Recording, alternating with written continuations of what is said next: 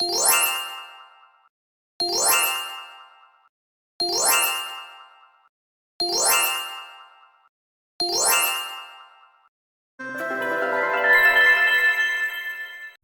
this is our first lecture on regional varieties of English that is part of Unit 1. And this is the plan for this unit. Some of the objectives are diagnosing your knowledge about regional varieties, the presentation of the theory, a diagnosis of your own English dialectal production awareness, exercises on English dialects, and some projects which include web quests, further practice on variety perception, and finally we're going to have a quiz as a preparation for the term test. Before we start, I'm going to start with some prior concepts related to this unit, like English as a second language. You probably are aware of this concept, which is the type of English that we're studying, okay, World Englishes. This was a term that was coined by Kashru. And he discussed the different type of Englishes there are in the world. You are also going to encounter English as an international language, which is a name that is given to the English that is spoken not only by native speakers, and linguistic imperialism, which has to do with the predominance of one language over the others. And one last concept is the concept of English as a lingua franca, which is a notion that is not used any longer so much as it was used before. And of course, my piece of advice is for you to look up all these concepts on related bibliography or on the web. But a fundamental notion that we have to take into account is that of language variation. What is variation? Okay, the idea is that many speakers use the language in different ways. That is, the individual or group use a language in different aspects. This can be seen at the lexical, grammatical, morphological, or phonological level. But group of speakers may also vary their language use according to their geographical origin, their social class, their age, their style, and here the primary concept is that of accent. Accent is a term that is being used, not to be confused with stress, but other people will use the concept of dialect, but mostly now people talk about regional variety. So one of the first questions that we ask ourselves is, so what are the main pronunciation differences between varieties of English, Australian, American, Canadian, South African, Indian? So this is like a discussion moment in which you can ask yourselves how much knowledge you have about the differences between these varieties. So another question that we may ask is, what makes an accent difficult to perceive or to pronounce as well there, okay? So next we're going to watch an example of a variety of English that you may be familiar or unfamiliar with. Oh no, I'm beach bro. I'm beach days. Hey bro. Hey bro. Oh, bro. Hey bro. You're shrunking. You're shrunking. Chill out bro. I'm just a cod. A cud? Hey bro. Yeah, I'm a cod whale. I haven't gone big yet. Shouldn't you be swimming?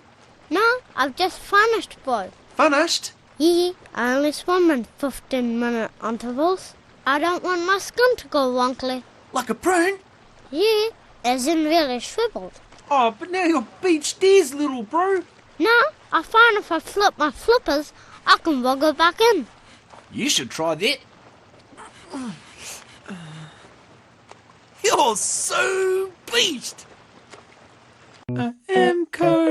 Some of the differences that you may have noticed in this New Zealand English is the pronunciation of the diphthong O into U, as in oh no instead of oh no, or the short vowel E that is pronounced also as an U. So instead of kid or skin, they pronounce could and schoon. So this example of New Zealand English, or also called Kiwi English, comes to show that although there's a tendency and the theory that says that we tend to produce standard English, standard American or standard British English, because we're influenced by that, dialects actually persist and continue to be used by people. But unfortunately, we're not going to have time to cover or look into the different Englishes, and so we're going to devote our unit to General American English and British English. And I'll start by quoting the English writer George Bernard Shaw, who stated that England and America are two countries divided by a common language. And the first task that we're going to give you is to read the historical account of how General American English came into being, and that is on page 5. Now we're going to focus on the phonological differences between General American English and British English. And the most striking difference, is rhoticity. What is rhoticity? Is the pronunciation of the postalveolar consonant following a vowel sound in the same syllable, or before a consonant or in what final position. These are the phonological context in which it appears. This is also called R-fullness, and this is a distinctive feature of American English pronunciation. And notice that not all the United States of America contains this feature of rhoticity. The exceptions are the New England area, Massachusetts, Boston, New York, and the other non-rhotic varieties. The rhotic varieties that we are talking about are British English, Australian English, New Zealand English, or South African English, among others. There's a question asked by students, and what's the difference between rhoticity and linking R? Notice that linking R is something that exists only in British English. In particular, rhotic vowels is a phenomenon that is characteristic of American English. So what are rhotic vowels? Well, basically they are the typical pure vowels that are followed by the postalveolar consonants. You probably can think about many examples, like instead of pronouncing color, you say color, or instead of first, you can pronounce it in American English first. So what are the phonological contexts of production for rhotic vowels? We mentioned that before. They appear in the same syllable, that is, both the vowel and the sound R are produced within the same syllable then, Next question is, which of these two, rhoticity or non-rhoticity, are the result of a process of language change? Maybe you're wondering which one is more recent, rhoticity or non-rhoticity. Well, just to tell you the answer, non-rhoticity, that is the pronunciation of schwa, and without any postalveolar consonant following that, is a very recent phenomenon. So this process was called the centralization of vowels in British English. And to finish, we're going to discuss the length and duration of rhotic vowels in American English.